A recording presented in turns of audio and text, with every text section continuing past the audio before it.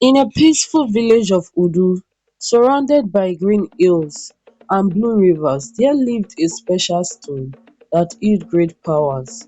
Emeka, a young and adventurous villager, lived a simple life and was respected by the people. Ugo, a wise girl, held the knowledge of the special stone and the prophecies surrounding it. Her purpose was to guide the chosen one, who was to deliver the people of Udu from their wicked king.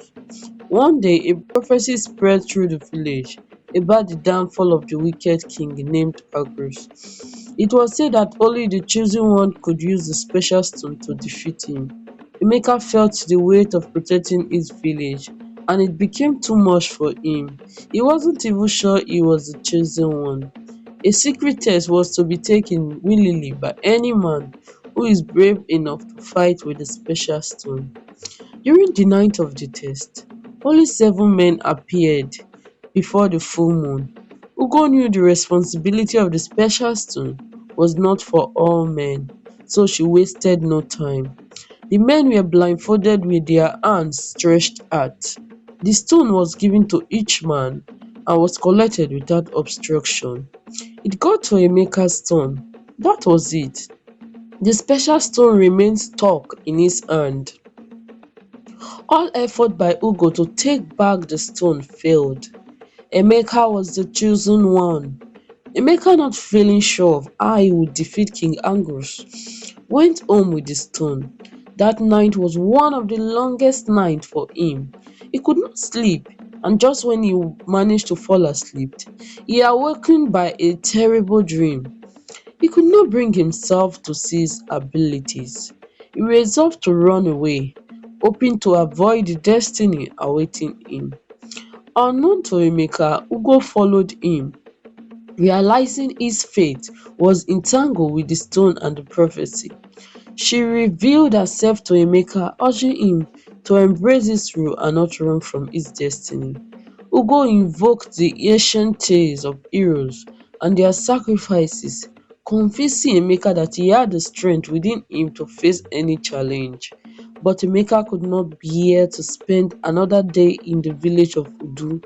He embarked on his journey back to a mysterious land across the river of Udu.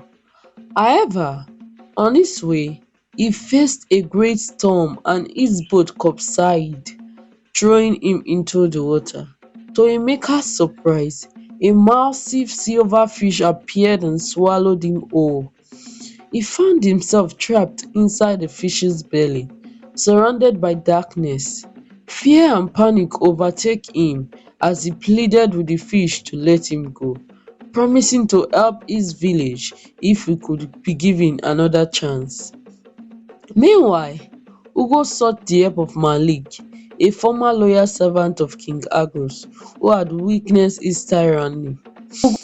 Though filled with regret, Malik was initially hesitant to help. Ugo's words touched his heart, and he realized that he could atone for his past action by supporting Ugo to defeat the wicked king. Malik pledged his allegiance to Ugo and joined forces to ensure the rule of King Argus is brought to an end. News got to King Argus that some of the villagers are planning to end this rule. The servant who brought the news was immediately hung. King Argus was a proud king who believed not in prophecy. He believed the people of Udu are weak. That is why he took pride in letting them plan their downfall. Days turned into weeks, weeks turned into months, as Emeka remained trapped within the silverfish's belly. In his solitude, he thought about his actions and the consequences they brought. This experience taught him a valuable lesson about courage and sacrifice, strengthening his resolve to protect his village. After 90 days, the fish finally released Emeka. He emerged covered in slime, but now he understood the importance of his role in protecting the village of Udu. Emeka, along with Ugo and Malik, returned to Udu with the special stone. People looked at them as the heroes they have been waiting for. It was time to confront King Argus and free the village from his wicked rule. In a climatic battle, Emeka threw the stone with all his might at King Argus, and the special stone pierced into King Argus' forehead. The king fell down flat, never to rise again. The people of Udu witnessed the defeat of King Argus, and the village was set free from its tyranny. Emeka, Ugo and Malik were hailed as saviours. They were honoured for their sacrifices and the invaluable lesson they had taught the community. In the village of Udu, Emeka's story intertwined with that of Ugo and Malik and became a legend inspiring generations. As Ugo, Emeka and Malik were celebrated as heroes, the villagers were curious about Emeka's transformative experience, spending 90 days trapped inside the fish's belly. They marveled at the strength and resilience it must have taken for him to endure such a trying ordeal. Emeka, still bearing the remnants of the fish's line, shared his story with the villagers. He described the suffocating darkness and the constant struggle for hope within the belly of the silverfish. It was an experience that tested every ounce of courage and perseverance.